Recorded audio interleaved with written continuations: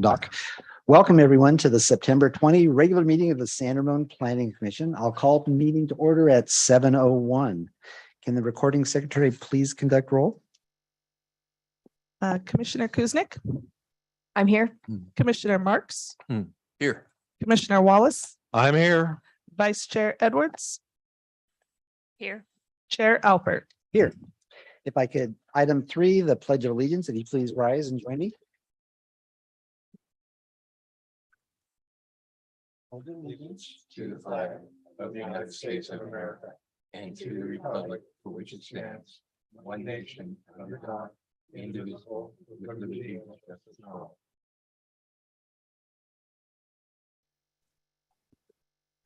Item 4, public comments or written communications. At this time, members of the public may address the Planning Commission on any item not already on tonight's agenda. If you are participating remotely, you may click the raise your hand button on your computer or *9 on your telephone to request to speak when public comment is being taken. Recording secretary, madam, do we have any written comments or speaker cards? We have no written comments, no speaker cards, and no hands at this time. Okay, well, I'll go ahead and close public comment. Item 5, additions and revisions, we have none. Item 6, consent calendar, there are none. And item 7, approval of the minutes from our August 16th, 2022 Planning Commission meeting. Everybody have a chance to look at them, changes, corrections, additions? Seeing none. Mr. Chairman, I'll move approval. Good. I'll second.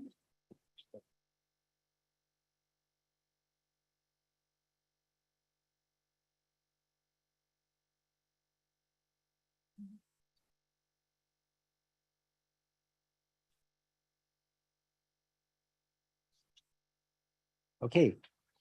Passes 5-0-0. Thank you, everybody, for using the terminals. Okay. Item 8, continue items after closing of public hearings, there are none. Item 9, continue items, open the public hearing, there are none. Item 10, public hearing, new items. Item 10.1, wireless telecom facility in base, and we get a staff report by Ms. Salmana Shah.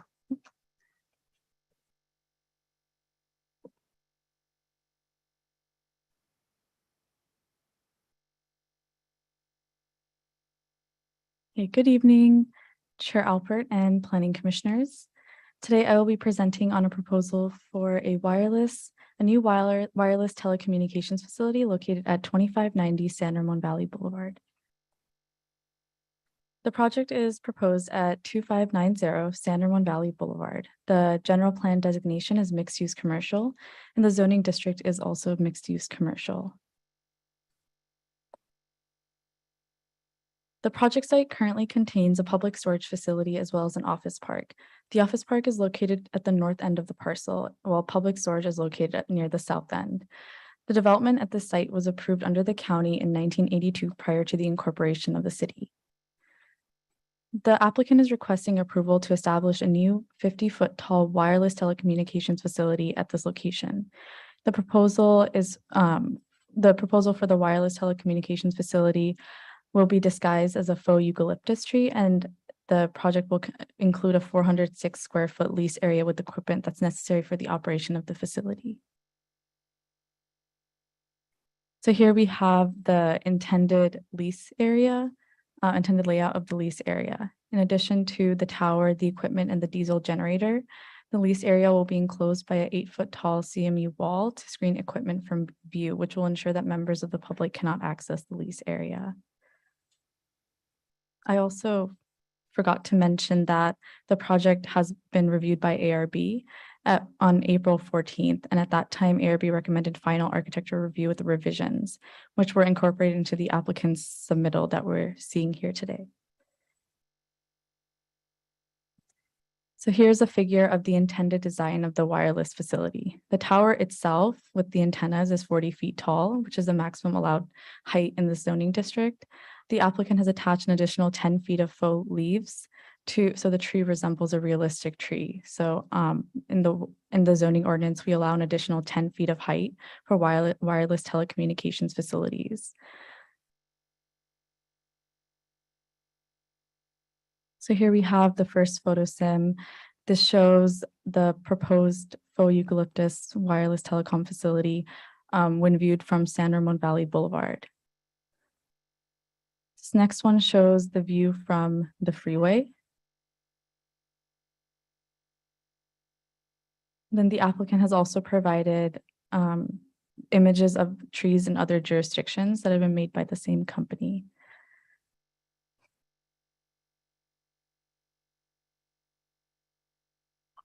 This slide shows the colors and materials used. So the leaves in the trunk are painted or designed to imitate the colors and textures of a real tree. There were a few other project details that were referenced in the staff report. So the applicant has provided a radio frequency report, which is standard for new and existing telecom facilities, which concludes that any negative impacts resulting from the cell tower have been mitigated to the maximum extent feasible, and thus the tower does not exceed thresholds of significance. Additionally, we have incorporated any DRC referral comments from other agencies into the project conditions of approval. We have revised the project conditions of approval to reflect those comments, and so that the updated conditions of approval have been provided to the Planning Commission. Before I jump into the conditions of approval, the recommendation tonight is that staff recommends that the Planning Commission receive the staff report, open the public hearing, discuss the subject application, and if appropriate, adopt Planning Commission Resolution 08-22. So I have the conditions of approval here, just so members of the public can see it as well. So there's small changes, standard indemnification clause, and then 2 standard engineering services conditions. So at this time, I'll go ahead and introduce the applicant, Norman Lopetin. Here. He has a few words, and then we can take questions.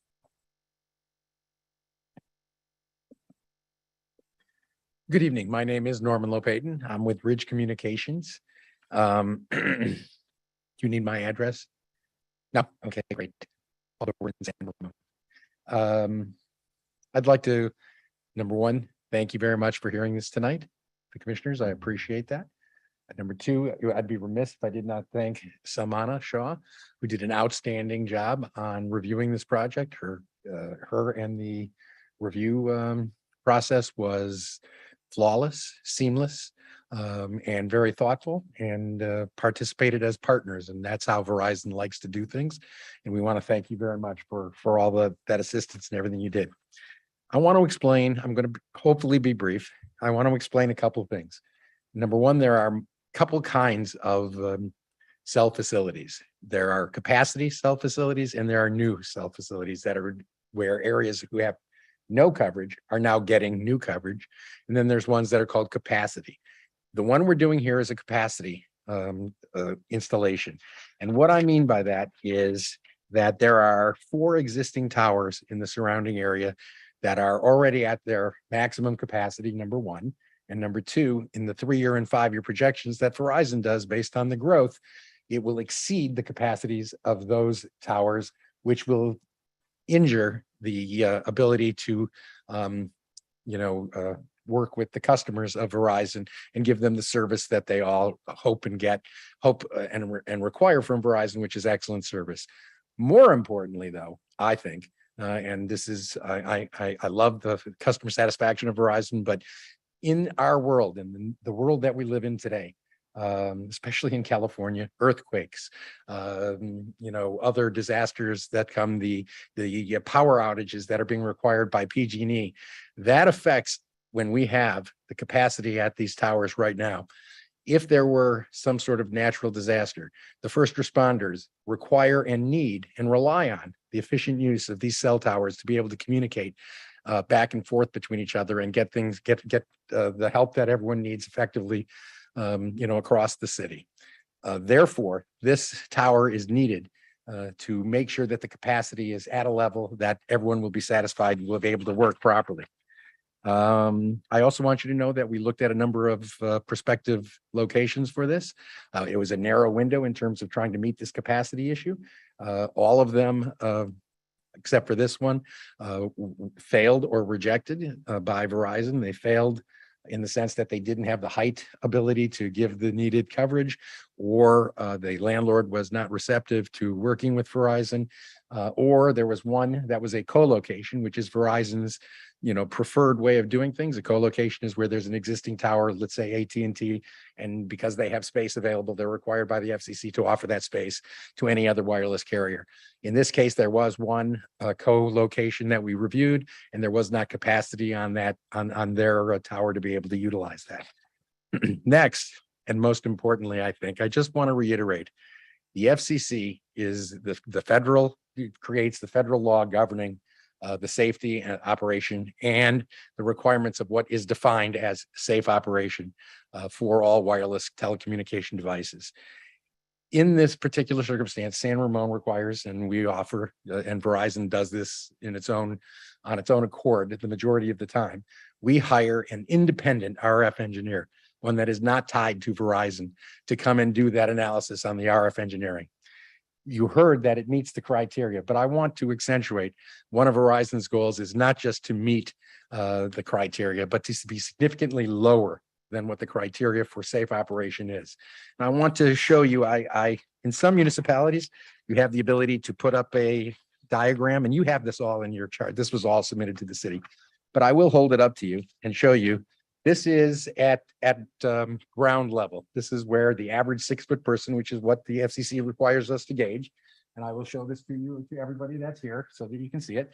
White is fabulous. What white means is it is literally under 5% of what the allowable RF emissions are in the area.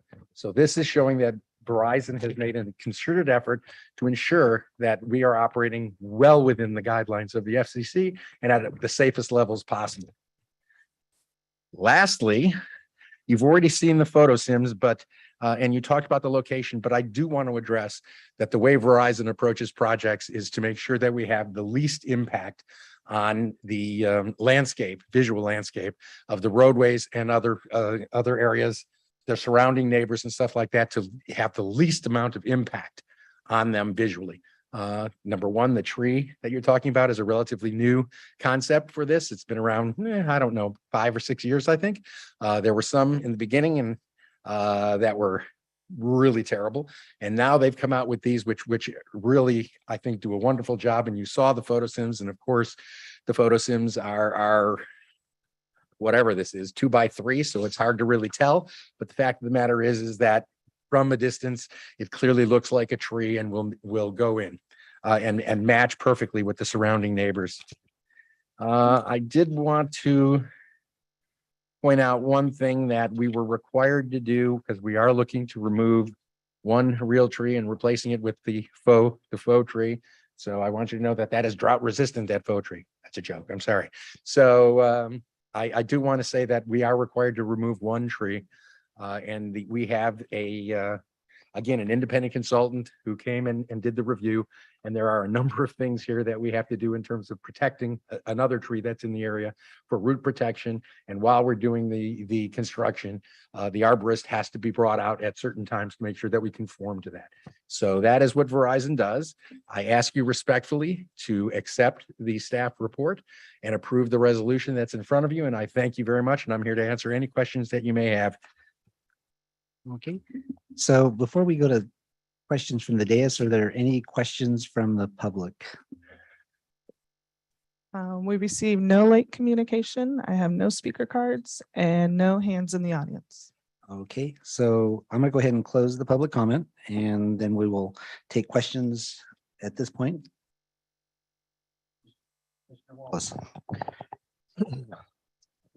Good evening. Evening. I have a couple of questions. There's probably softballs. First question. In the package we've gotten two different descriptions of your backup generator. One says diesel and the one in our conditions of approval says natural gas. Diesel, What are you using? diesel, sir. Why 30-gallon diesel instead of natural gas? Diesel is more efficient in terms of the longevity of burning the diesel, number one. Number two, it also emits fewer emissions than regular gas. With a natural gas? No, I was talking about regular gas, and then I don't know of a natural gas generator that's available. The reason I ask is because the fact that the backup generator is running on natural gas appears several places in the report, including the conditions of approval. No, it's a diesel generator. Okay. Next question. If you live around this area, you know that eucalyptus trees are an endangered species as much as people can make them. So why did you decide a faux eucalyptus tree instead of something more natural like redwood, Douglas fir? I was not around when that decision was made. I don't know what's available on the marketplace, and the eucalyptus was one that did fit into the area. And that was what was chosen. That's all I can answer. Well, they're cutting down eucalyptus trees as often as they can find them. Well, I dare them to try to cut down this one. Apparently not. Next question. Is one of the antennas that you're proposing to put up for 5G? Yes, sir. I ask because that's always everybody's favorite question. I understand. Now, my last question or questions had to do with the charts that you showed, at least one of them.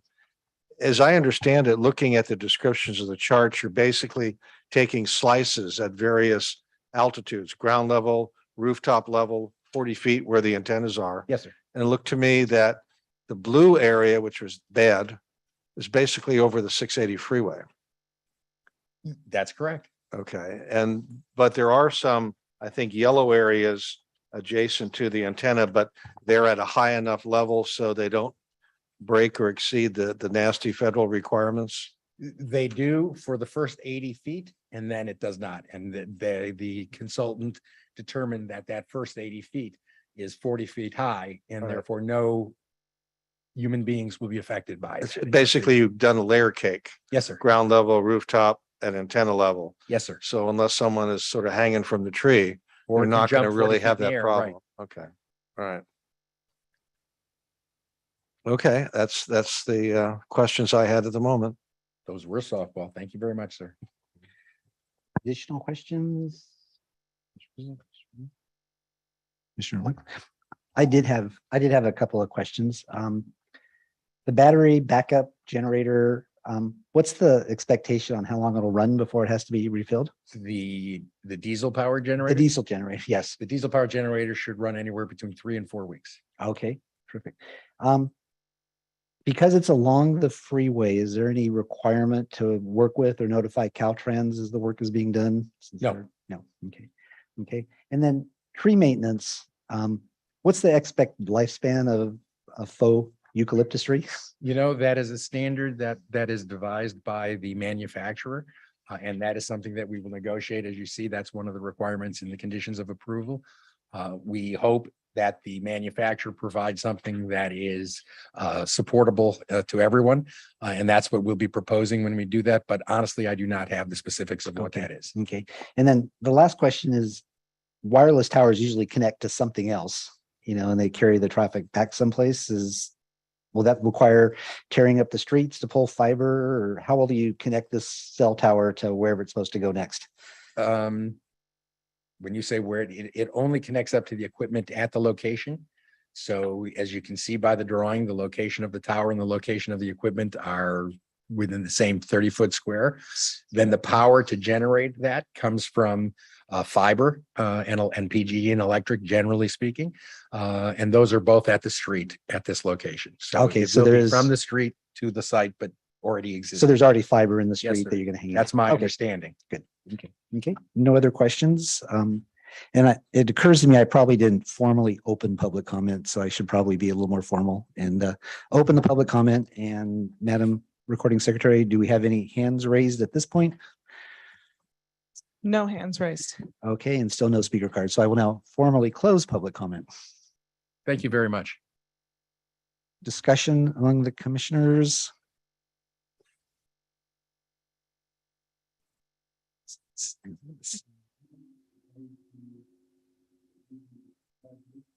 Seeing none, are we ready to review the resolution and the conditions of approval? I think so. Okay, so we're going to look at the resolution that were left on our dais today as opposed to the packet. Is that correct? Correct, Ms. Selma? Ms. Shaw? That's what we want to look at. Correct. Okay, so let's take a look at page 1. Does anybody have any comments, suggestions, corrections? Well, I do in light of the applicant's testimony. The first whereas clause in the resolution refers to a 30 kilowatt natural gas standby generator. From what he's told us, that's not going to be installed. It's going to be a diesel generator. Now, I suppose we could leave it as is, but that might cause a problem for his operation. Right. Okay, so we'll go ahead and make that change. Okay, And we'll note that global change throughout the document. thank you. Thank you. Okay, turning to page 2.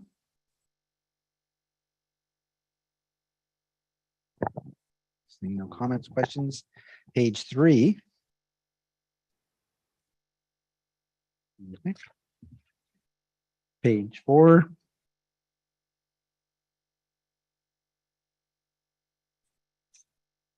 Page 5. And we'll do page 6 at the same time. Okay. Seeing no questions other than the one noted on the resolution, let's turn to Exhibit A, conditions of approval. Page 1 of 3. I think that this is where the global change that Ms. Chamberlain was referring to comes in on special condition number 1. Yes. Mhm. Okay, and then the standard conditions, page 2 of 3. Okay. No hands or eyeballs. And page 3 of 3. Okay. With no changes to or corrections, are we ready to make a resolution? Motion? Chairman, I move approval of resolution number 08-22, a resolution of the Planning Commission of the City of San Ramon approving land use permit 2022-0003 and architectural review 2022-0028, and the supporting conditions of approval, all as amended per Commissioner Wallace's comments. Terrific. Now would you push the green button for mover? Yeah, I don't like doing that. but you get full credit that way. Okay, may we have a second?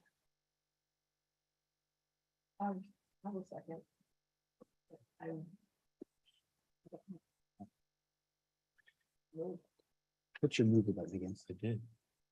You didn't do that. We're all good.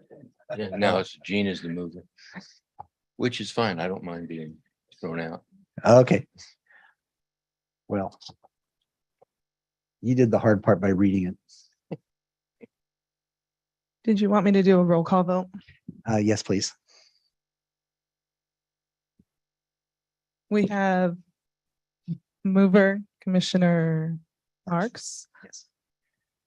seconder Commissioner Kuznick, Yes. Aye. Commissioner Wallace, Aye. Vice Chair Edwards, Aye. and Chair Alpert. Aye. Passes 5-0-0. Thank you. Thank you.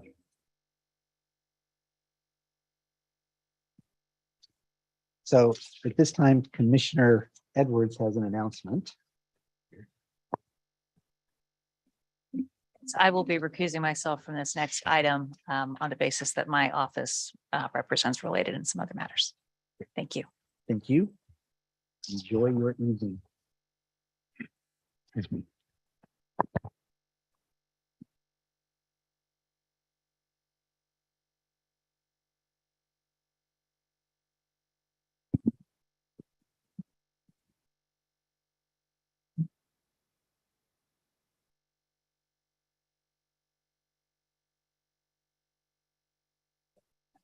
Okay, let me get my paper ready. Okay, at this time, we're going to have a public hearing. Agenda item 10.2, Bishop Ranch 1A apartment project for 381 residential units located at 6131 Bollinger Canyon Road within the City Walk Master Plan. And tonight we have a staff report by Lauren Barr, Planning Manager. Good evening. It's nice to see everybody in person again. I'm going to do a brief PowerPoint presentation, introduce the project and summarize the staff report. And then I'd like to turn it over to the property owner and the applicant and their design team for comments. And they also have a presentation. So the project tonight is Bishop Ranch 1A apartment project by Related California. It's an architectural review, minor exception and development plan.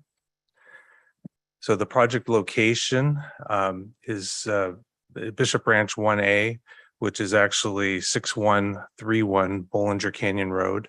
It's a vacant parcel just to the west of Iron Horse Trail and south of Bollinger Canyon Road, as shown in the diagram. The site is approximately 5.4 acres, and its general plan designation, mixed use city center, and zoning is city center mixed use. So we've adopted a master plan for the area, the City Walk Master Plan, that looks at several neighborhoods within the area. This all built on the original city center approvals, and then over time, those have evolved into the City Walk Master Plan. And so this is one of the neighborhoods within that. It's the Bishop Ranch 1A neighborhood.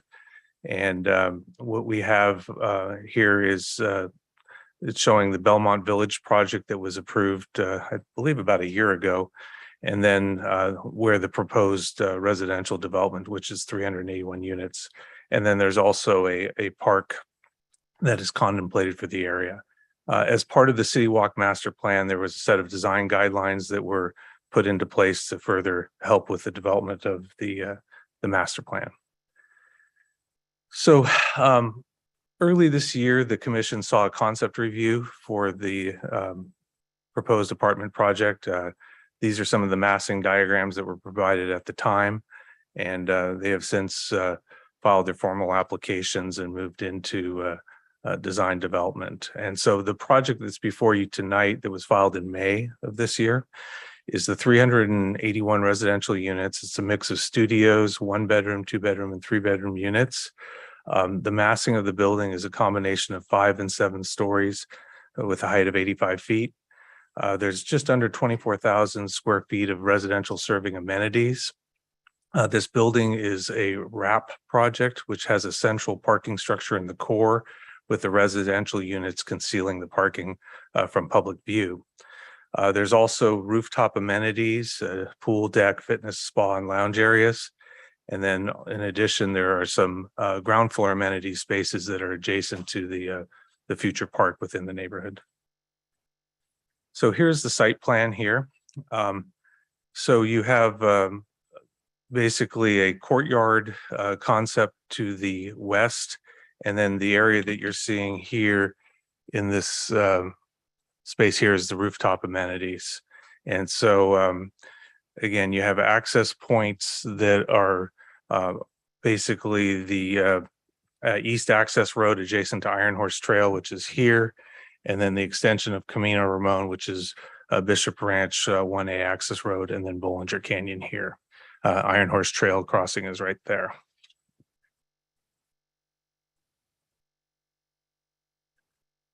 So this is an illustration of one of the north elevation, and also a section of how the wrap parking structure works. So this is the courtyard area here, which you see is 7 units, or excuse me, 7 stories of residential units. Parking structure is located in this space, and then the units to the edges that wrap the area.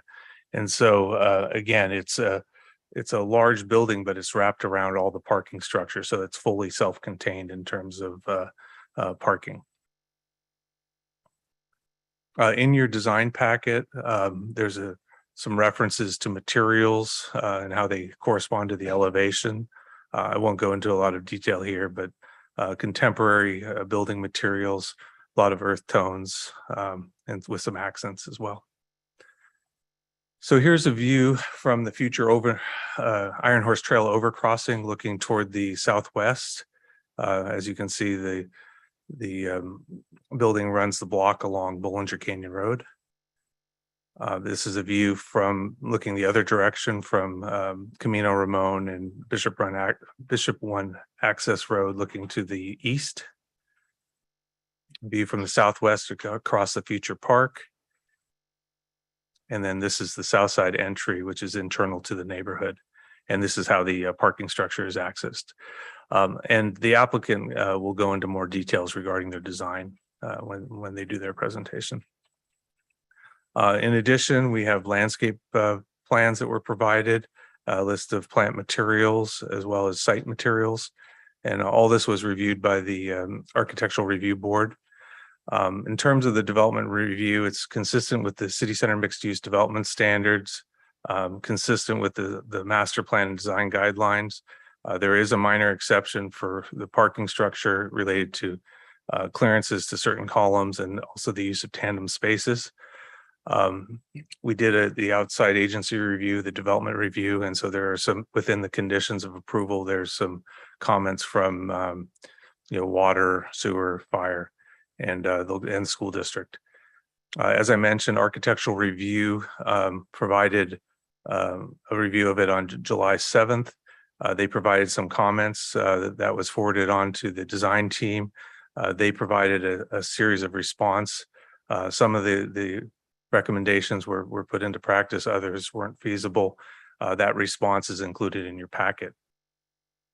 And then within the conditions, there's a series of topics that are covered, including affordable housing, the final landscape and water efficiency standard, final lighting plan, stormwater compliance, waste collection plan, and also some provisions for public art. Regarding CEQA, or California Environmental Quality Act, an EIR was done for the City Walk Master Plan. So the baseline analysis has already been done for this project. We did an assessment of the apartment project in the context of the prior EIR analysis. And in this case, the development impacts are less significant than the project that was proposed. This, when coupled with the senior care facility, results in fewer units for this neighborhood and a reduction in corresponding impacts from everything from traffic to utilities and the like. The mitigation measures that are part of the EIR are part of the conditions of approval for this project. So they will be applicable, or as applicable, they will be part of the conditioning for this. So we prepared a draft resolution for you tonight for your consideration. It includes findings appropriate to CEQA, conditions of approval. We included the outside agency comments for reference, and then also the EIR mitigation monitoring and reporting program. So at this point, we recommend you receive the staff report, receive comments from the applicant team, open the public hearing, close the public hearing, discuss the proposal, and if appropriate, adopt the resolution 0922 subject to the recommended conditions of approval. So I'm available for questions if you'd like before we bring up the design team at your pleasure. Ask some questions of Lauren. Yes. Lauren, I have a question that is really not about the staff report, but as we were talking during this meeting, we were given a memorandum to Jim Blickenstaff from the Greenfire, the Greenfire Law Firm. My question to the staff, and I don't know how much time you've had to read this since the date is today on the letter, but do you see anything in here that causes you any concern about our acting on this tonight in the affirmative? I've done a cursory review of it, given the fact that it came in about 20 minutes before this meeting. I do not see anything that would cause pause for approving the project. Some of the references related to the diagrammatic nature of the master plan, by nature of the fact that we have to go through individual reviews of site level development plans, really addresses the issues that were raised in that letter. Again, it's it's a theoretical project that was proposed as part of the master plan and was analyzed. Then this project is a refinement of that and consistency with the EIR. Okay, I don't mean to put you on the spot, but for the general public, when we receive a letter or some correspondence like this at the last minute, it's more than just briefly reading it. You don't have time to think it through. You don't have time to see, do you agree or do you not? And when a technical point is raised, there's really no way to reference back to documents. And so I would urge the public, when you want us to consider your comments in the serious vein that I think you want, you really need to give us a fair chance to read them and think about them rather than at the last minute submit something. I'm going to rely on what Lauren's comments were and proceed apace. Thank you, Lauren. Thank you, Mr. Chair. Okay. Additional questions for Lauren before the applicant comes up? Design team? Okay, why don't we bring the design team up? I'd like to start with Jerry Ingen, the property owner representative. Thank you, Lauren. Commissioner Albert, members of the commission. It's great to see you. It's great to be here in person. It's been a long time. On behalf of Sunset Development and Bishop Branch, we're excited to have this project come forward. After, Belmont Village, this is the first, residential project for the City Walk Master Plan. We believe that Related and their design team really did a terrific job in taking and incorporating all the comments from the concept review in front of this commission, the ARB, and all the comments that were received. We believe that it's meeting the standards and the design guidelines and the high standards that we set at Bishop Branch to create a project that will stand the test of time. We believe that it checks all the boxes and is really going to be a beautiful project that will be with us and set the standard for how we develop City Walk going forward. So I'm here to answer any questions on behalf of Bishop Branch, but we're pleased to have them come forward and present and show you the project. Questions for Mr. Ingen? Not at this time. We might have some. No problem. I'm staying. Okay. Okay, thanks.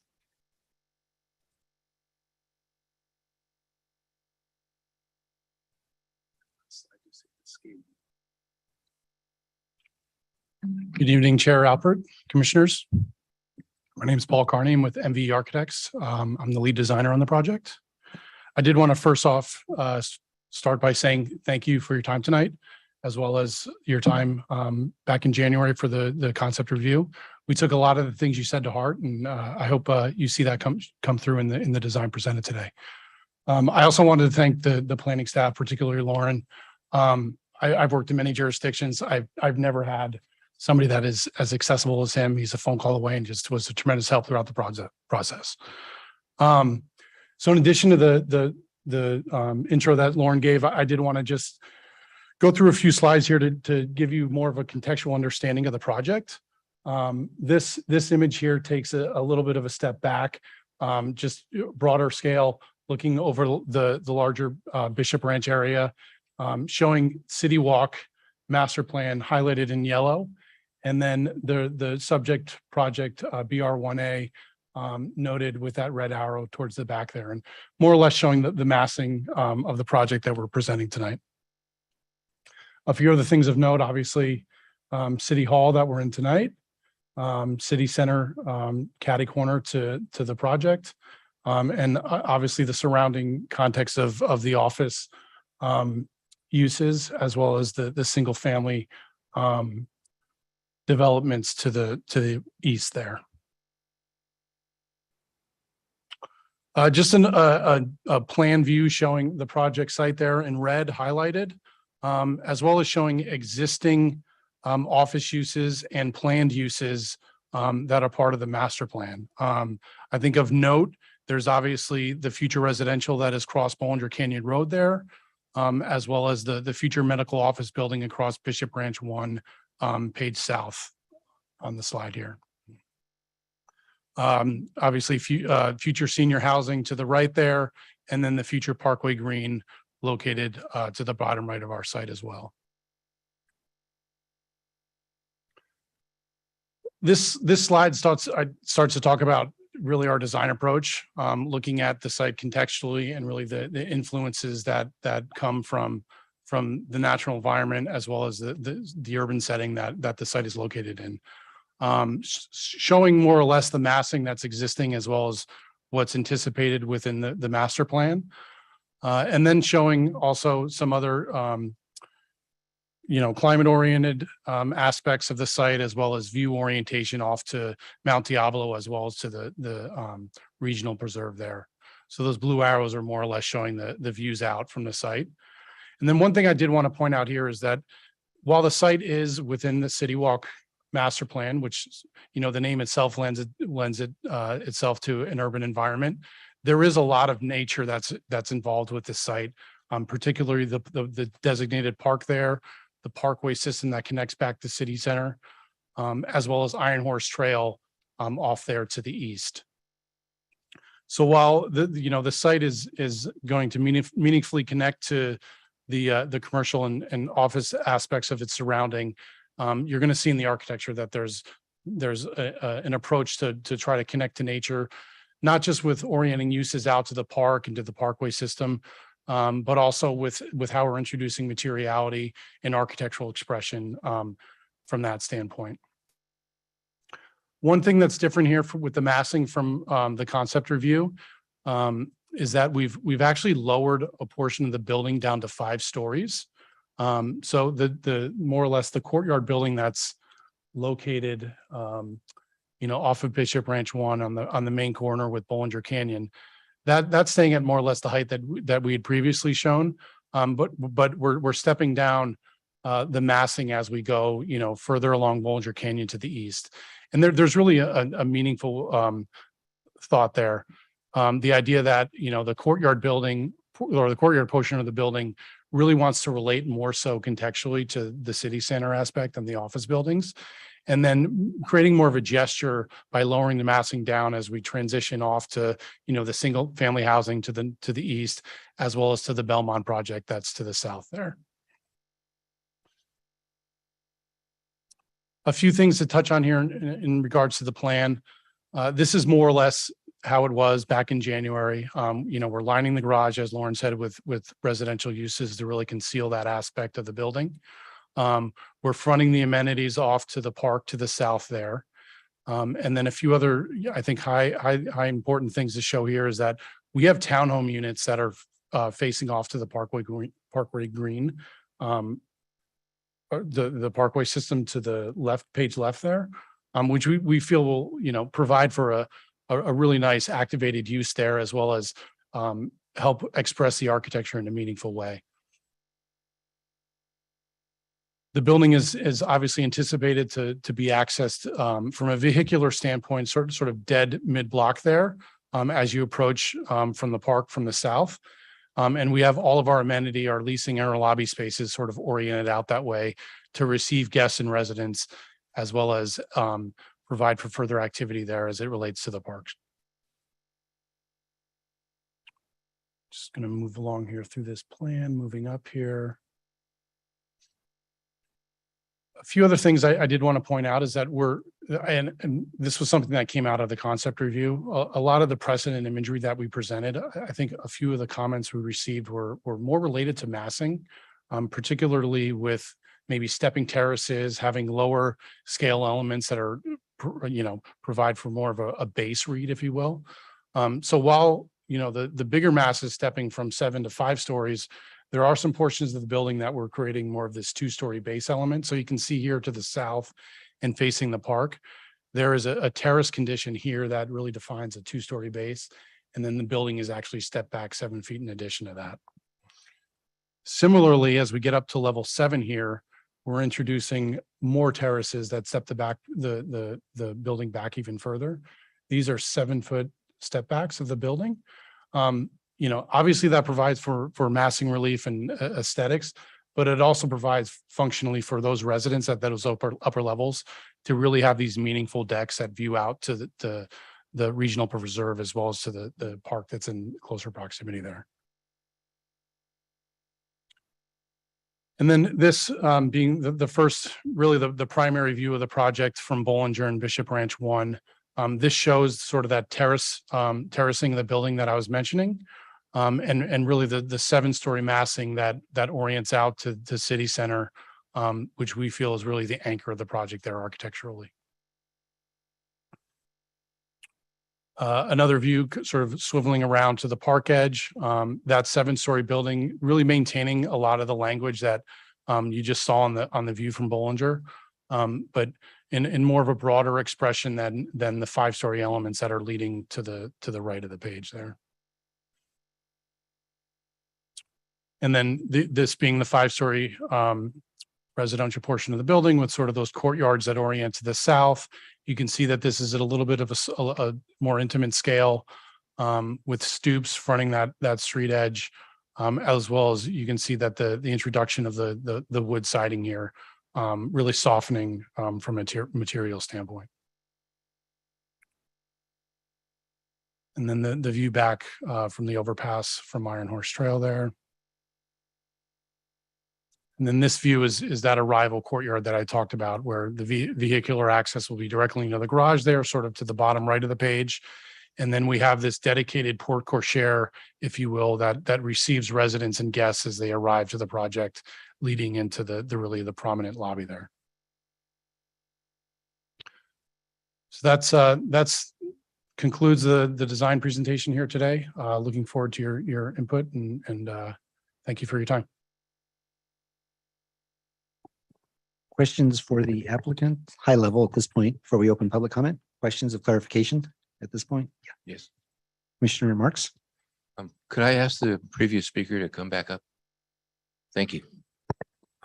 This is just a curiosity question. Yeah. There's no mention in the staff report, and maybe it's because of state building standards these days, but no mention of trying to go for LEED certification, either at the platinum level or at the gold level.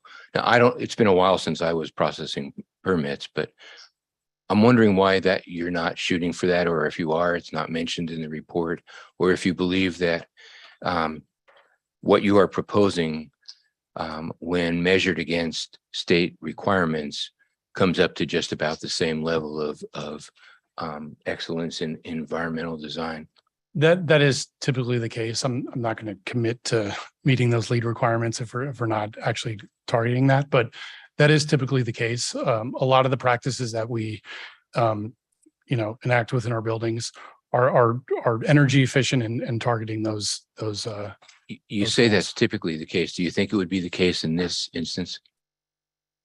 It would be the case that we're near achieving those. I just was curious about it because, well, I just was curious about what was not in the report. Thank you. Mm-hmm. Additional questions? Yes, Commissioner Wallace. I'm not sure this comes under the category of curiosity, but on the site plans on level 7, there are 3 units marked as PH1, PH2, and PH3.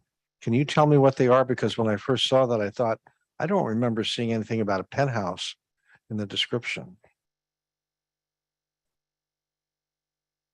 So these are penthouse units. They're much larger than the offering on the other units. They're at an elevated view. They're oriented out to Mount Diablo, so they are a more exclusive unit, if you will. Does that answer your question? In part. So are the penthouse units part of the 3-bedroom list of units? Because you broke them down between studios, 1, 2, and 3 bedrooms. They would not exceed the 3-bedroom count. I'm sorry? They would not exceed the 3-bedroom. No, but they're part of the 3-bedroom count? Correct. Oh, okay.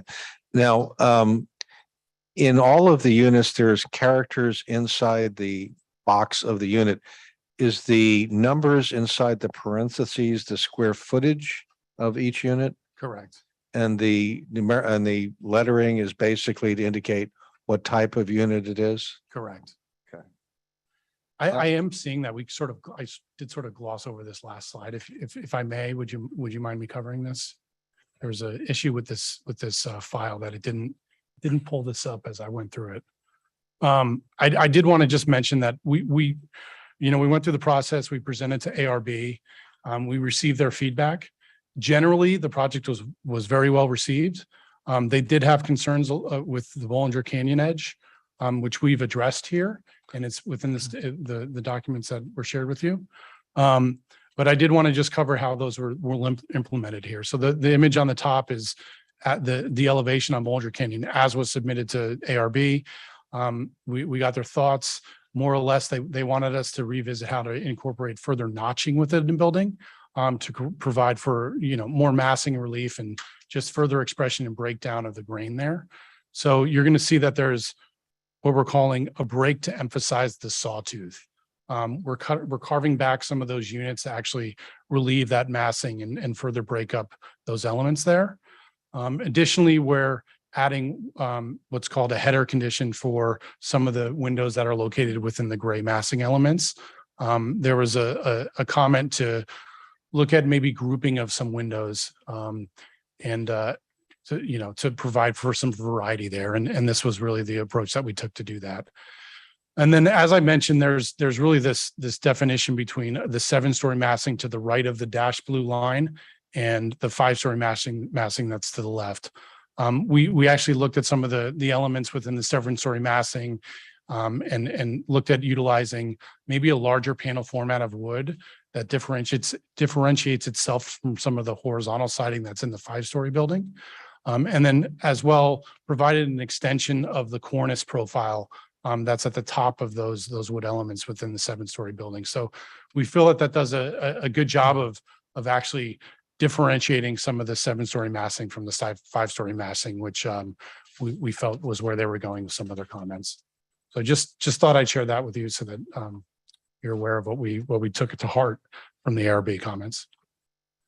So another question. Sure. The building is broken down into 7 stories and 5 stories. On the 5-story part, what are you going to put on the roof? You already have a pool on the 7-story. I thought maybe you put pickleball courts or something on the 5-story. The pool roof deck it's a very expansive space. Let me just jump back here to the 7th floor there. And what you're not seeing here on this plan is that that 5th floor roof is actually, forward of this 7th-story roof, right? So this is actually set back from that 5-story element that what I was referencing. But we're putting mechanical units and whatnot up on those spaces. They're going to be screened by parapets, but that is not part of this amenity package, so to speak. I didn't think so, but I just wanted to make sure. Okay, thank you. Yep. Commissioner Kuznick, do you have any questions? Lots of questions. Okay, do you want to ask them now or do you want to do it after public comments? Let's go after public. Okay, I also had a question. Could you bring up I think it was slide 2, which was the planned context? Okay. Yeah. So is the bottom right that says future South Parkway Green the actual open space that we're seeing around the building itself? So will that, or is that a different future parkway? The future South Parkway Green is that park space that was sort of in the foreground of that perspective view. Okay. Yes. So as this building gets built, the Parkway Green will also be built as part of this same project. I see Mr. Engen sort of nodding his head yes. And then could you highlight on this, there's a transportation center plan for the BR1A neighborhood. Could you highlight for us where that will be? Down here to the bottom left of this plan. This shows the park in a little bit larger scale here. Okay, so that little white square that's off to the Correct. rectangle. Okay, and will that also come online as the project comes online, or is that like a future effort? Was that, I'm sorry. Oh, TBD. Okay. So that's why we didn't see diagrams of it yet. Okay. That's it for my clarifying questions at this point. Oh, I'm going to throw one clarifying question in. So before we move on. So one of the things that comes up in this description a lot is this resident serving amenities. And for the life of me, I can't find any reference as to what, I get it, what it's on the roof, but at the ground level. And there's quite a lot of square footage dedicated to quote resident serving amenities. So can we be a little more specific about what we envision that? Sure. Be- So the purple area that's fronting the park here, that's really broken down into 3 distinct spaces. To the left, that we're anticipating that that's going to be a more or less a coffee service there for the residents. And then sort of mid location there, separating the interior courtyard from the park space. That's like a co-working space for the residents that come down and work in, sort of satellite to their unit. And then to the right there, that is the leasing lobby space. That also houses some the resident mail spaces, sort of back towards the red elevator area there. So at one point, there was a passing reference to perhaps a coffee shop or something associated with this project. So if I'm hearing you correctly, the amenities have nothing, there's no retail, there's no commercial, there's no No, nothing involving no, sales tax. This would solely just be operated by the residential management. Thank you. Okay, at this time, I'd like to go ahead and open public comment. And first, do want to mention that we did receive written comments in advance, and the Planning Commission did receive them in either this afternoon or they were on our dais from Ralph Ballard, the California Renters Legal Advocacy and Education Fund, Jim Blickenstaff, and Sherry Sivaraman. And then we had tonight presented a second comment from Jim Blickenstaff, which was a memo from Greenfire Law. At this time, do we have any cards from people in the audience that would like to speak? I do not have any speaker cards from the audience, but I do have hands raised. Okay, why don't we go ahead and get started? Nick Goodwin.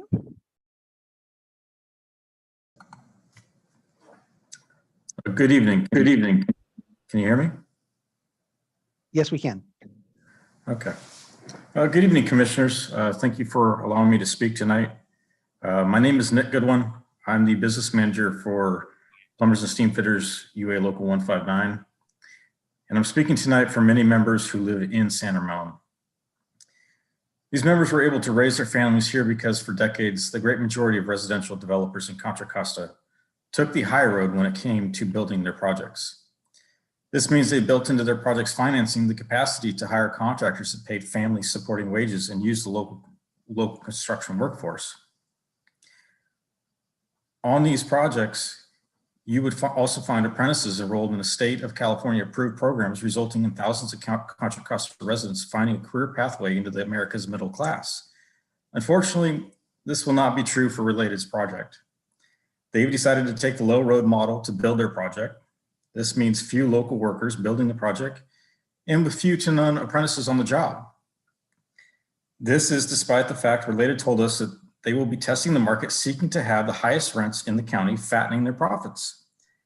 This is a developer that should not be welcomed into San Ramon nor the county. Related is undermining the good work dozens of similar developers have helped accomplish, developers who have partnered with labor to help keep a middle class in our county.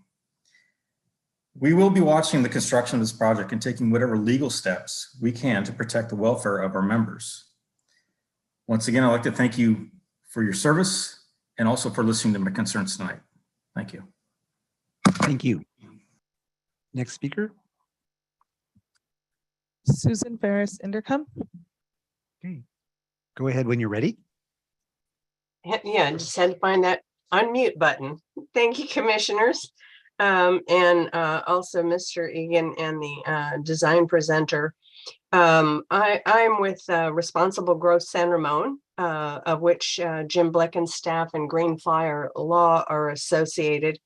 And I had just a couple more comments besides what they had already submitted.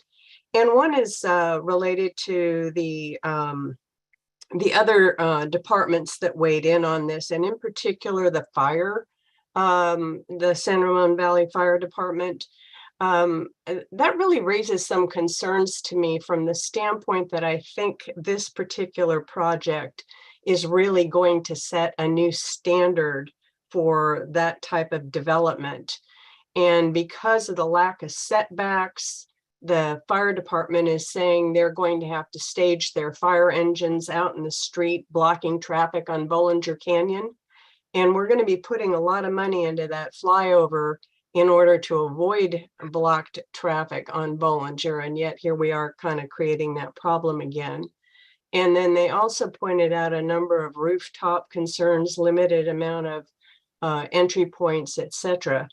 And beyond just those points is really the fact that it said that these things will need to be addressed. And it sounds like that's kind of a to be determined as they go along. And I'm not sure that that's really the best approach to take on that.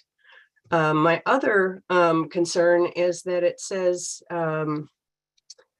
it talks about income and it's considered affordable housing.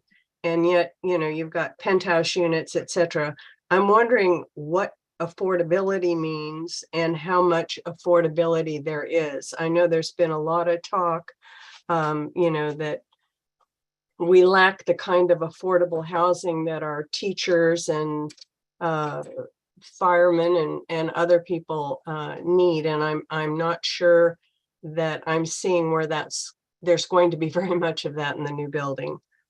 And then my last concern again is the FAR on this. It's 1.93, which is, I think that's the highest I've seen come through on a project. So those are my comments, and I appreciate you taking the time to listen.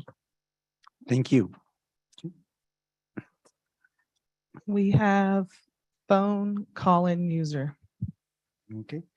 Go ahead when you're ready, caller user.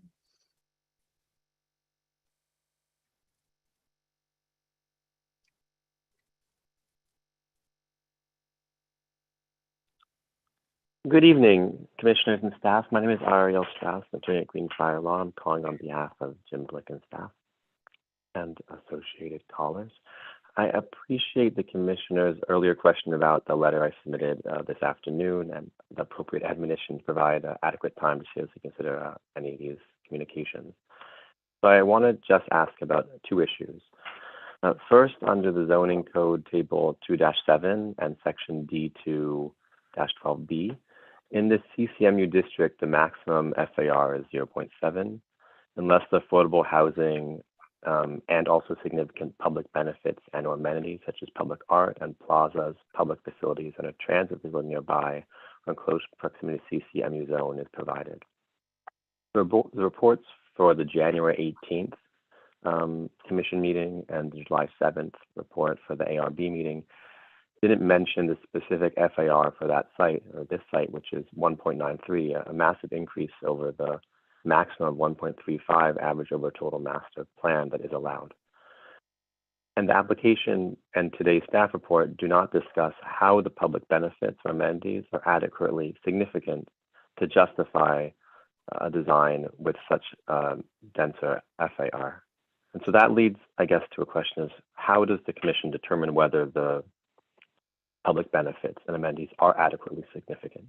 Which leads to my second related issue, which the design guidelines for the master plan provide that BR1A1 and BR1A2 would be separate buildings with a 60-foot greenway of open space between the buildings. The application now has unified the building covering much more of the site.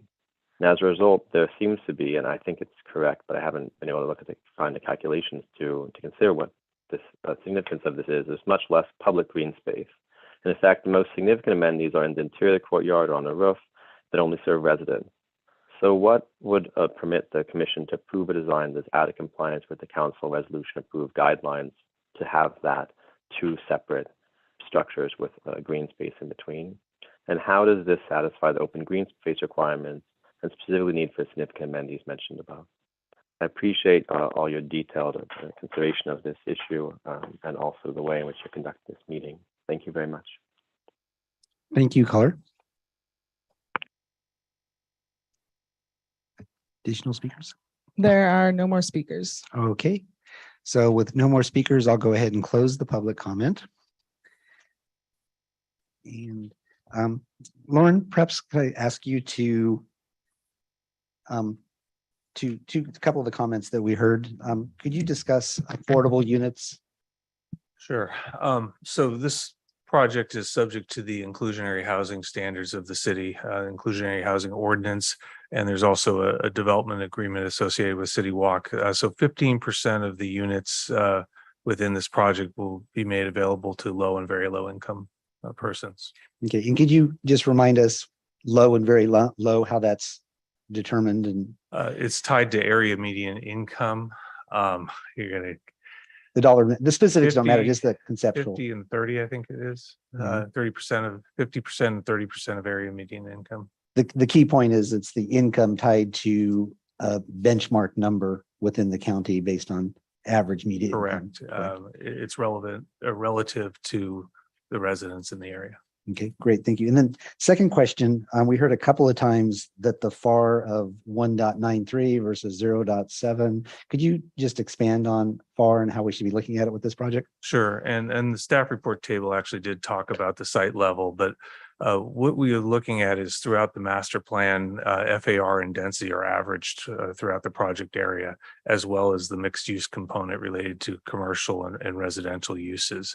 As you're aware, City Center was designed that way when we added in 2600 with the CCMU and then rolled it into this particular plan. All those areas work, both the existing commercial uses as well as proposed commercial uses, such as the hotel across from City Center, coupled with the ultimately 4,500 residential units creates the mixed use environment. In addition, there are privately owned, publicly accessible parks and open space. The parkway system that's designed into this master plan that also ties into the walking district for the city. There are also provisions for public art that are going to be required, and that we're working on concepts with the applicant in terms of like a coordinated plan for that. So, again, there are public benefits in the sense that there are public spaces that are available to both residents of this community as well as residents of the city as a whole. And then for them fulfilling their portion of the parkway system and walking district all adds to furthering those goals. Okay. And just make sure I understood what you said. FAR is evaluated as a entire project, not just one individual project, but the entire plan area. Is that correct? I mean, there are a couple ways of looking at it, but when you break it down to, well, let me back up. In many cases, projects like this may have multiple parcels, which make it very difficult to individually coordinate FAR between those parcels. And so we end up averaging them within the plan area. And again, the densities and FAR are compliant with the standard within the project area as a whole. Great, thank you. Okay, additional questions for staff or the applicant that you might have thought of? Okay, I think we'll go ahead and, Jean, you held back quite a bit. I did. So we'll go ahead and let you. I have questions for many of you. So let's start with the Belmont Senior Care, because as I know Jerry's here, he can perhaps address this. Is it the plan to erect this building, should we approve it, before the Belmont Village gets built or after? And the reason I'm asking is that project was pitched to us as a higher end assisted living. And if you were going to put a 7-story building next to their building, any view that people thought that they were getting is gone with the wind, shall we say. So in disclosure for those residents, which is coming first? Thank you. The chicken or the Commissioner egg? Kruznick. So BV was aware of the related project before they purchased the land. And so they knew we were doing this residential project, and the size of the project next to them, that was always the plan. We kind of coordinated the plan together between what we were doing with related and what we were doing with Belmont Village. Belmont Village is, 6 months or so ahead, maybe a little bit more ahead of related. So Belmont will be under construction first. Related will be shortly behind there. Belmont will finish first, and then around 6 months or so later, Related will finish. And so they're fully aware of the timing, and their residents will know about that before they take occupancy. And then we'll be building the park as soon as we're using that park area as the logistics and laydown for both Belmont Village and Related. And as they get their building closer to finish, they'll clear that out. We'll start building the park so that the park can be done right at the time as when Related's project is completed. Okay, thank you. Okay. Just to add real quickly, just for reference, Belmont Village is currently in plan check with the building department. Okay, very good. Thank you very much. Okay, so the next big question that I have is in the large plans that we got, there was a sheet that was describing which trees you're planning on removing. And so the question now is, and these are particularly along Bollinger Canyon Road, why go through the tree removal process when you have what appears to be very healthy trees along Bollinger? So that is to whomever would like to address it. I can start and they can weigh in. Okay. So in many cases, well, in this case, the majority of the site is unimproved. And so the edges of the property have been landscaped while this has been sitting, waiting for development to occur. The trees that are planted are ornamental in nature, not protected trees. Logistically, there are some challenges in terms of working around trees, that are planted ornamental trees. And so at the end of the day, it's basically more effective to replant and go with a coordinated landscape theme rather than, try and work around existing trees. I certainly understand that, but I also want to say that having experienced the tree removal at BR6, that as you're moving forward on such a high profile location, this is not going to be well received in an area that we take great pride that over the years has included such phenomenal greens, parkways and green space already. So I think I can comment on the landscapes change over time. As you recall, Bollinger Canyon Road was a different concept altogether. And with City Center, it was rehabbed and redone. And now it's coming into its own after a few years. So I think we have to acknowledge the potential of what's to come and the fact that change does occur with landscapes as well as buildings and throughout the community as a whole. I'd like to just add on to that for Lauren. I don't know if you remember this, but when we did the Bollinger widening, we came up with a planting master plan for all of Bollinger.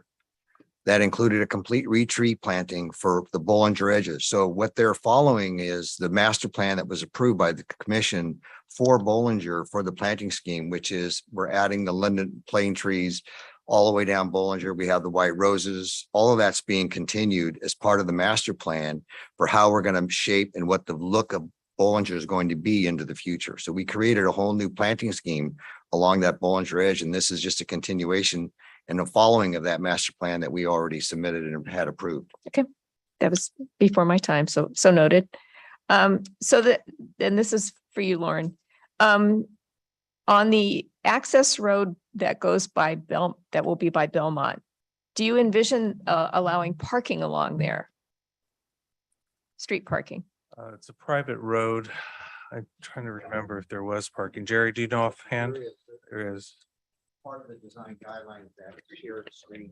Right. On both sides between Belmont Village and Related will have parking. And then on the shared street between Belmont and the park, I think there's only parking on the park side.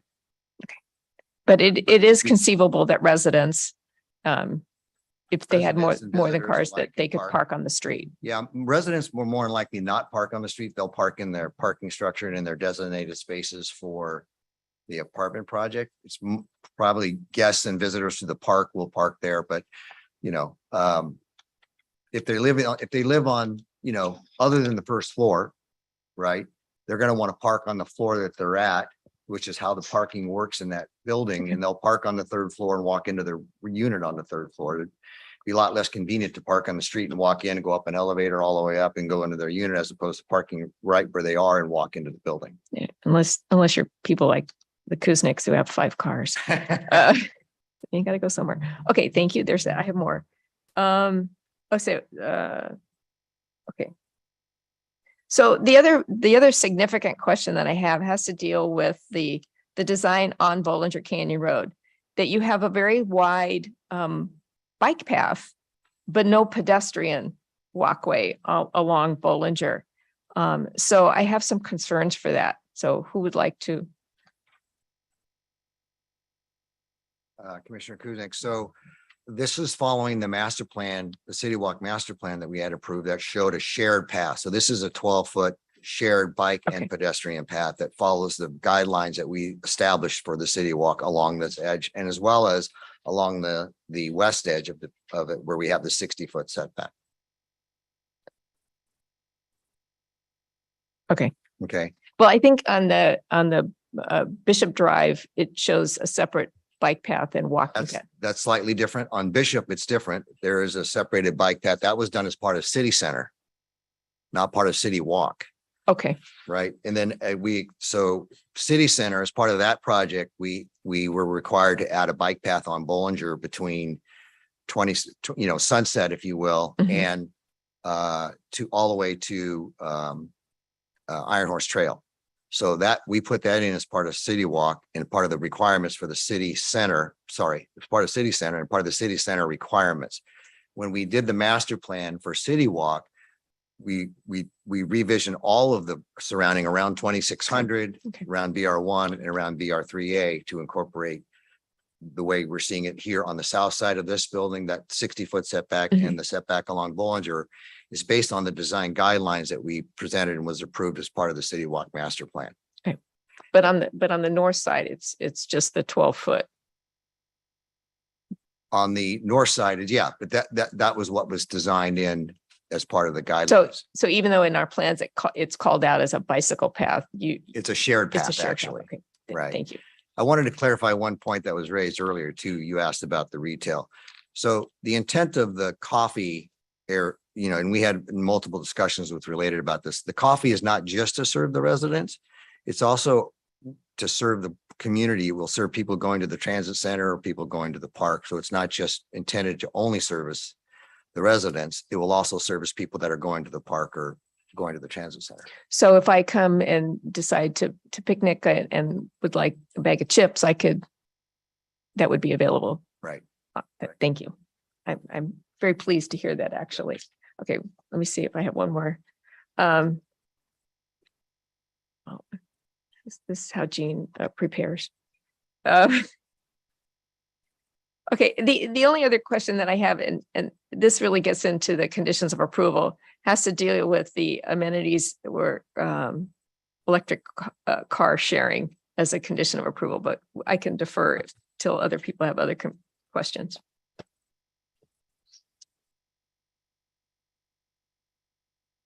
Lauren, we heard a couple of comments about fire in the agency review. Would you comment on, how you see this going forward with the fire review as things evolve here? Sure. I've actually had some conversations with fire regarding their comments and what concerns they might have. And ultimately, the comment comes back to is they do need to comply with fire codes and meet all access and aerial access requirements.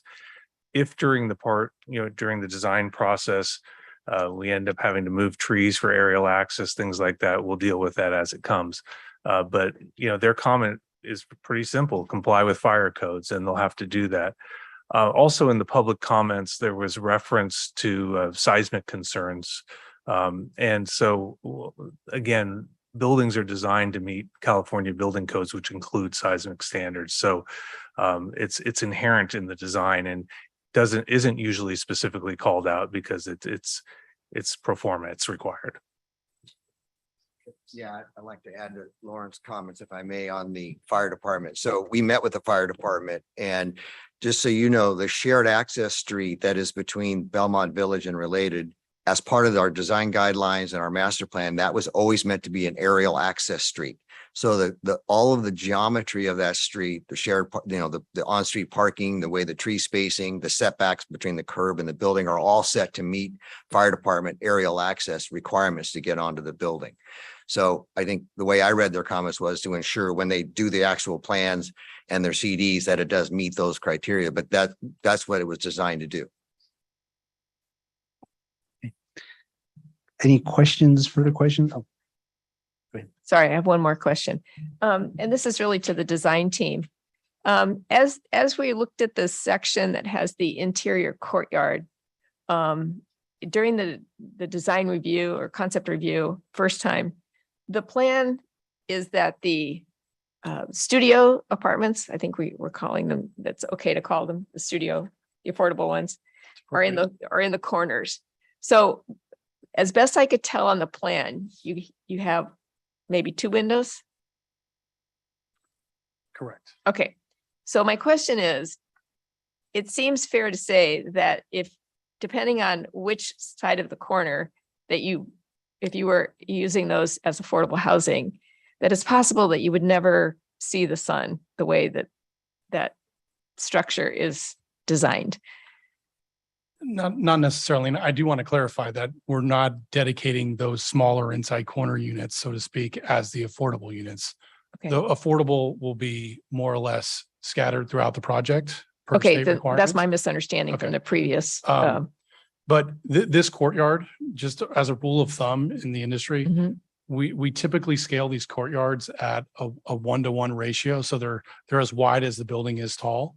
Okay. So in the east-west direction, that courtyard is roughly 70 feet wide. Okay. And then north-south, it's 100 feet. So the sun will hit every unit at depending on the time of day. Okay. I'm sure the residents will be very happy to hear that. Their plants will. Okay, thank you. Commissioner comments? Any further? Nothing further? No questions? Further comments? I think I'm good. I think I'm good on this one as Okay. we continue Okay. to discuss it. This isn't really specific to this project per se, but in general, City Walk, if my math is close, we're sort of behind in the affordable units that we were hoping to achieve as of this point with BR1 as a result of the shift from a housing project to Belmont Village for a good reason, not saying it's bad. And this project being slightly smaller. And if I do my math right, at the end of this will be roughly 40 units behind where we could have been. I would like to hope that we'll catch up with some of the future projects, a few here, a few there, so that, I appreciate the number of units, but I think we're all very focused on meeting the affordable housing units too. So if there's a way to squeeze a couple in, if not this project, but all of the next 10 different projects, I think that would be much appreciated. Yes, Chair Albert, thank you for the question. The development agreement provides the flexibility for us to where we don't have units on a certain site that the density can be transferred. So our intent is to try to build out as close to the amount of master plan is planned. And so as we develop, some sites will not make it, and some sites will be maybe more. So we'll have to play that as it goes over time. But our intent is to try to deliver on the amount of affordable units that we planned on in the master plan. That's good news. Thank you for that. I appreciate that. Yeah. Okay, I think we're at the place in the evening where we want to kind of see how our feelings are about this and whether we're ready to move forward or request additional information.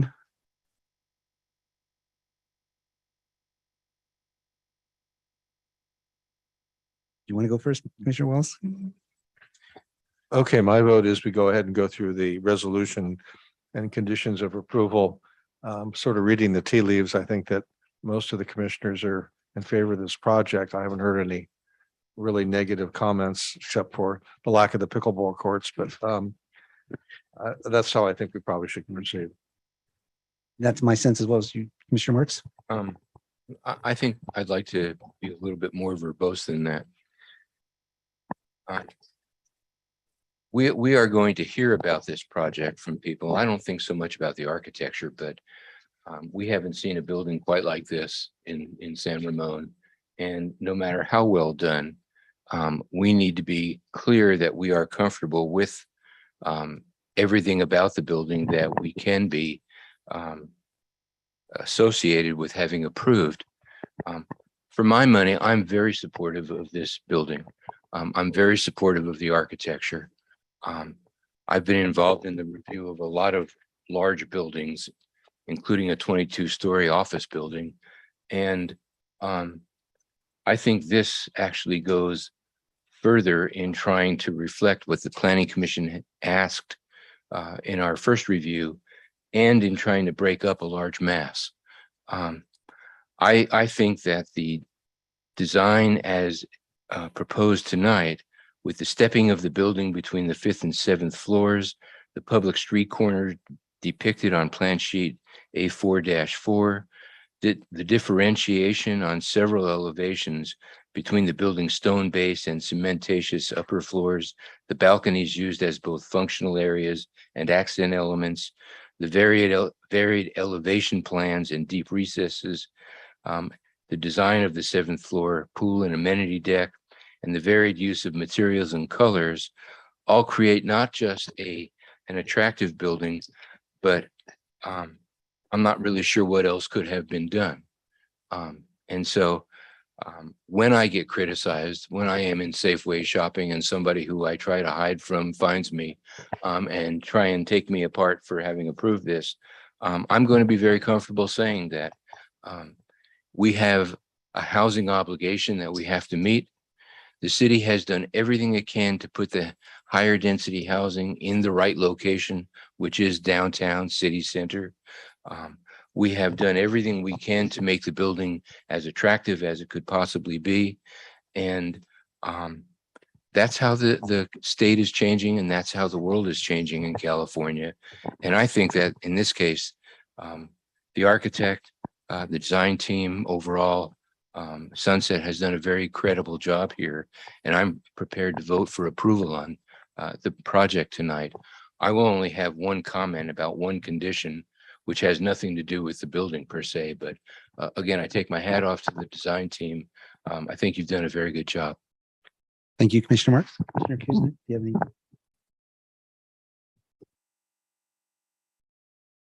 I think Commissioner Marks has described some really important points.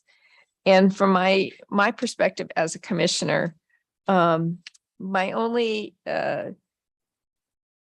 wishful thinking, I think at this point, maybe that's not the right phrase, is that as you look at the figure 4, which is looking northeast across the South Parkway Green, you see the activated front of the building, the park, a very inviting look.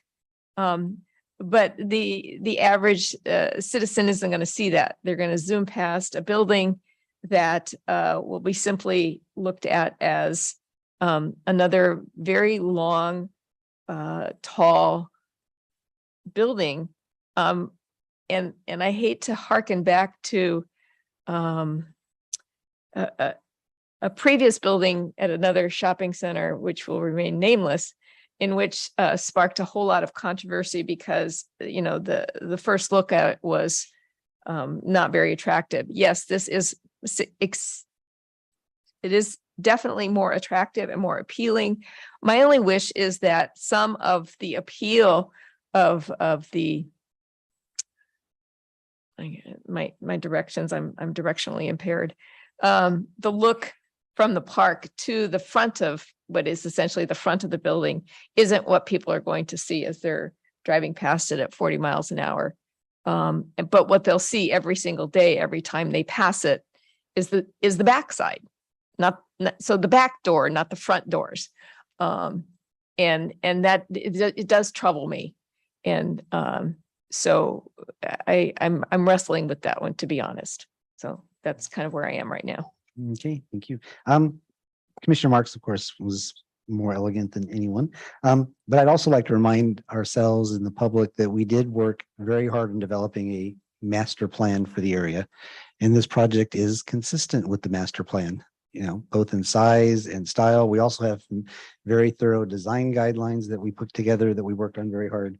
And so I feel that this project is consistent with both the master plan and the design guidelines. I'd also like to compliment the design team because I actually am the liaison to the ARB, and listened to the meeting and their discussion. And you guys were as accommodating and has made as many changes as I've seen on any project in response to ARB comments. So I want to congratulate you and thank you for that, because they do work very hard to work on projects like this. And a lot of times the suggestions aren't taken seriously, but I think you guys did. So thank you for that. With that, I think it's time to review the resolution. It's only, and the conditions, only 22 pages. So we will, the combination. So we will not short circuit the process, but we'll be efficient in going through it. And if those two are not compatible, then we'll do our best. Okay, so packet page 67 is the start of the resolution. And we'll do what we normally do is page by page, and we'll move as quickly as we need to, but call out if you see any changes or questions or updates to anything. So I'm sure everyone looks like they're at the right place in their scorecard. Okay, page 1 of 12 of the resolution. Are you there? You're there, right? Okay. Okay, page 2 of 12, still in the whereases, and page 3 of 12 is the whereases and regarding the CEQA Act. Page 4, we finish with CEQA and we start with the development plan. Page 5 completes the development plan and discusses the minor exception that's required with this project. Page 6 begins regarding the architectural review. Okay, page 7 is the Measure J compliance regarding growth management. That continues on through page 8 and page 9. And then the bottom of 9 is the resolution itself, or the resolved. And page 10 is signature pages and vote. Okay, turning to the Exhibit A, the conditions of approval. Packet page 77, page 1, special conditions. Page 2 finishes special conditions and begins with the general conditions, starting with the Planning Services Division. I have a question or a comment rather. Condition of approval number 9. And this is something that I have asked become a standard condition. I'll ask again tonight that it be included in this. This says that the applicant shall use reclaimed water if available for the proposed landscape irrigation system. I would like it to also read that reclaimed water will be used for all site, public street and equipment cleaning and maintenance purposes. It is particularly important now that we are in a serious drought. We can't use potable water to clean the streets. But I also ask again that we include that as a standard condition of approval going forward. But again, tonight, I'd like to see that it be used, or that it include, again, reclaimed water for all site, public street and equipment cleaning. And the words "if available," I find that hard to believe. I've been involved in planning in Southern California, in Northern California, and in Oregon. And it is very common that water gets trucked in from out of an area. Yes, it's more expensive, but again, we can't, and for the long term, won't be able to use potable water for site cleaning and equipment cleaning and street cleaning. We have to require reclaimed water, whatever the expense. And so I'm asking the commission to include that, please. Just to clarify, it's not only during construction, but ongoing operation is your point. During construction is what I'm aiming at. The condition as written, I believe, will take care of ongoing. It is including site maintenance, street maintenance, and equipment cleaning that I believe is important. Okay. I support the change. You support the change? Okay, and okay. And then did you have proposed language or just leave it to staff to? I think I've been pretty clear. Just okay. Yeah. I think so too. Lauren says yes. And just to Okay. clarify, it's only during construction. Yes, it Thank was you. during construction. And the rest of the condition captures the ongoing. Yes. Great, thank you. Okay. Finishing page 2 of 10 and moving on to page 3 of 10 completes the planning services conditions and starts the engineering services division conditions. Page 4. Transportation services divisions, which continues on to the top of page 5. Mr. Kuznick, did you have a? I do. Okay. Okay. I'm looking at number 31 here. And I guess what I wrote down is why is it the responsibility of the business here to implement a community-based electric car sharing service?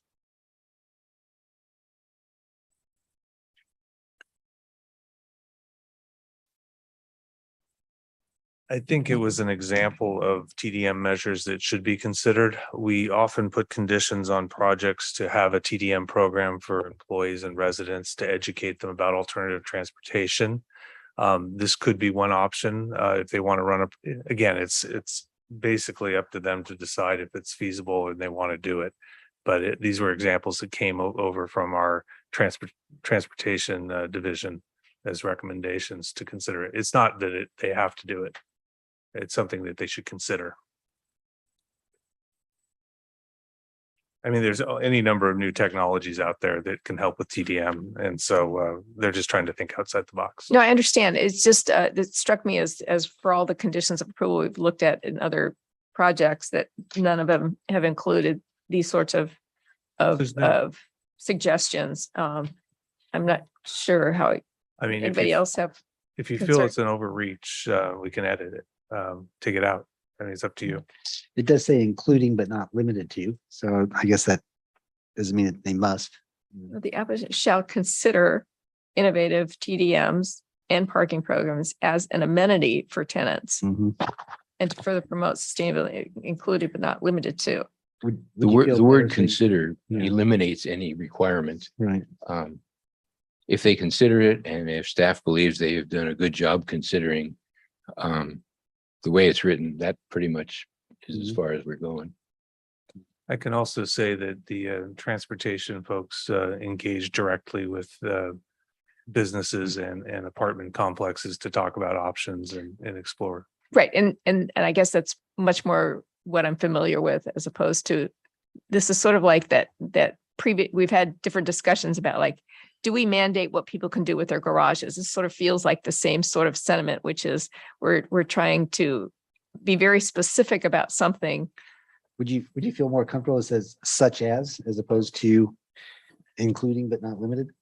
Would that take care of your concern? I like that language better. Yes. Such No as, problem. okay, Yeah. okay, I'm all for innovation, but not when it sounds like you sort of have to. okay, yeah.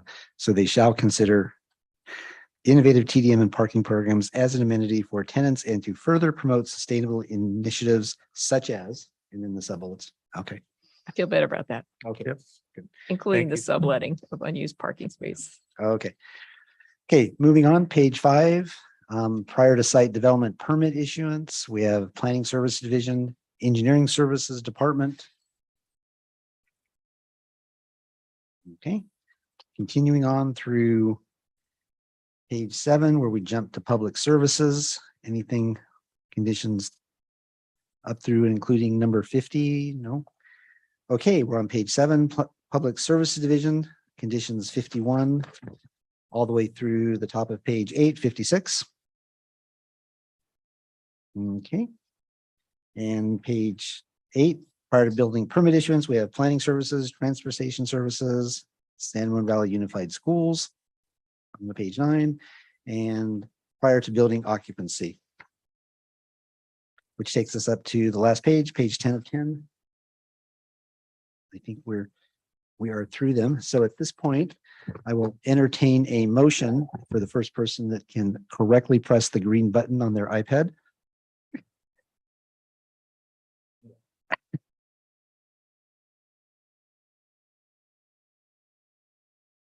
Rick did it. Okay, Commissioner Marks made the motion. Let it be noted in the minutes that I found the green button. And Commissioner Wallace found the green seconder motion. Great. Mr. Chair, I'd like to read the title of the resolution. I'd appreciate that. This is resolution 09-22. A resolution of the Planning Commission of the City of San Ramon approving the development plan DP 2022-0008, architectural review AR 2022-0035, and minor exception MX 2022-0001 for the Bishop Ranch 1A apartment project located on an approximately 5.54 acre parcel on the northern portion of Bishop Ranch 1A neighborhood within the City Walk Master Plan, 6131 Bollinger Canyon Road, APN 213-120-036, and supporting conditions of approval as condition number 9 was amended. And the other one that was also amended. 31. And 31, excuse me. Thank you. Great. Okay. Oh, Commissioner Kuznick, could you please vote? I don't know if you voted yet. yes, ma'am. Okay. So the motion passes 4 of 5. So it's with one abstention, Commissioner Edwards, who had to recuse herself. Okay. And through the chair, if I may, the decision of the planning commission is subject to a 10-day appeal. That appeal period will expire on Friday, September 30th at 5 p.m. Anyone dissatisfied with this decision must file the appropriate filing fee with the city clerk and a letter stating the grounds for appeal, and the form for filing the appeal is found on the city's website. Thank you, Ms. Saban. Okay, we are moving on there. So thank you very much, gentlemen, for spending some evening with us.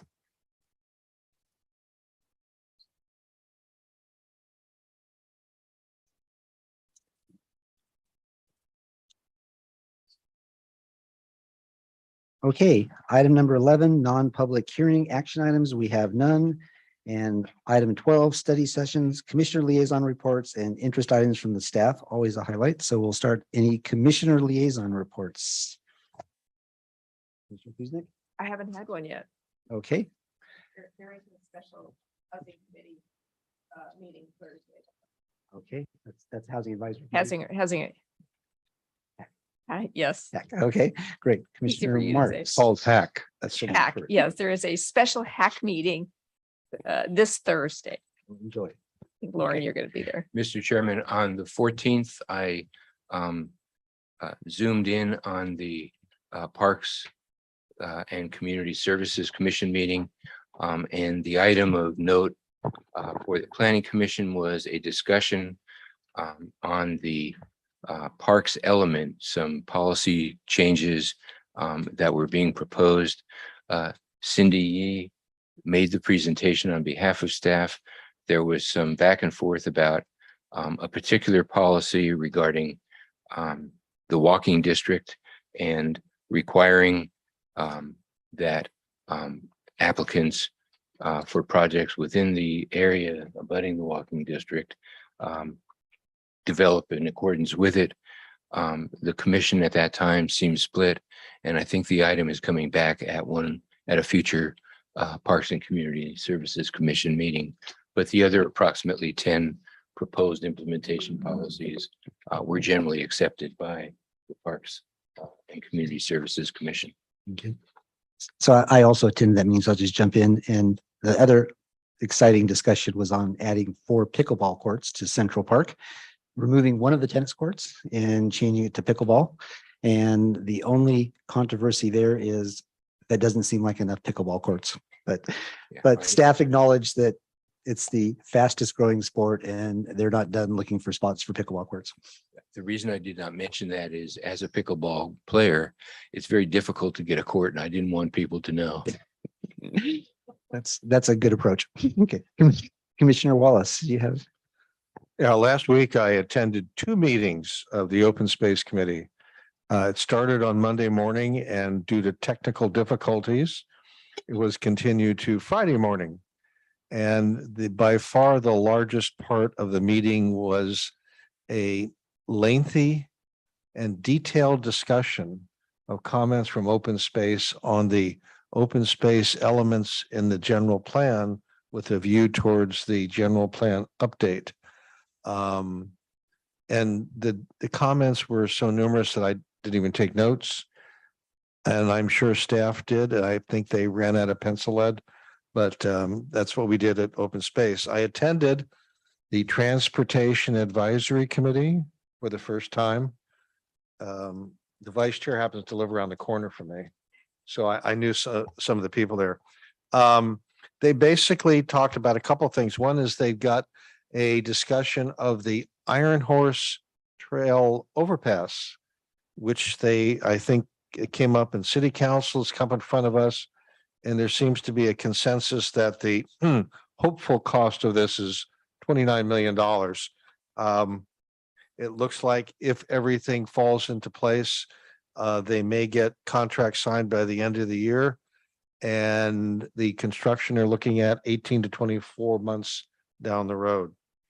They also talked about enhancements to the transit center located on Executive Parkway. And they also talked about traffic calming updates. Basically, short version is that there are 6 interchanges on Bollinger Canyon on the west side of the freeway, from the freeway all the way up basically to Crow Canyon Road. And what they've done is, or what they're going to do is to put what they call sort of like shark's teeth. It's sort of a precursor to the intersection. Whether or not they have crosswalks at the intersection is designed to convince motorists to slow down from probably the normal 40 to 60 miles an hour that they do on Bollinger, either up, going down or going up. So that if there are in fact are pedestrians in the crosswalk, they have a reasonable opportunity of making it to the other side. So that, of course, everybody was interested in and fully supportive of. And that is the first TAC meeting I attended.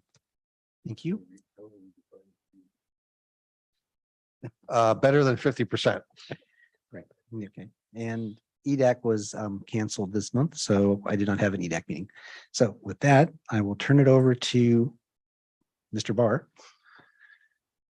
All right, so upcoming for our October 4th meeting, we're going to have a public hearing and initiate the discussions on the Marketplace project. This is for a series of small lot residential subdivisions, SB 330 application. And so we have to do some introduction and some analysis in front of regarding consistency with general plan and policies. Great. Only one topic that night. Good. Currently one topic. Okay. Well, if nobody has anything Oh, else. there is one other Oh, thing I wow. want to mention. The super ad hoc committee is meeting tomorrow by Zoom at 5 p.m. The subject matter of the discussion will be the mixed use portions of what used to be the North Camino Ramon specific plan, based upon conversations that took place with the Planning Commission and last Tuesday at the City Council level. I will note for the record that the City Council was supportive of our view that Chevron Park should remain office administrative for the time being. And I will tell you, just as a teaser, that what staff is proposing is for the 2 mixed use areas that switch between residential and commercial, that they have proposed FAR numbers for both of those areas. And I've also been promised answers on what really constitutes a mixed use project under our existing general plan. So. Great. Thank you. So with nothing else, why don't we go ahead and adjourn at 8:50 p.m.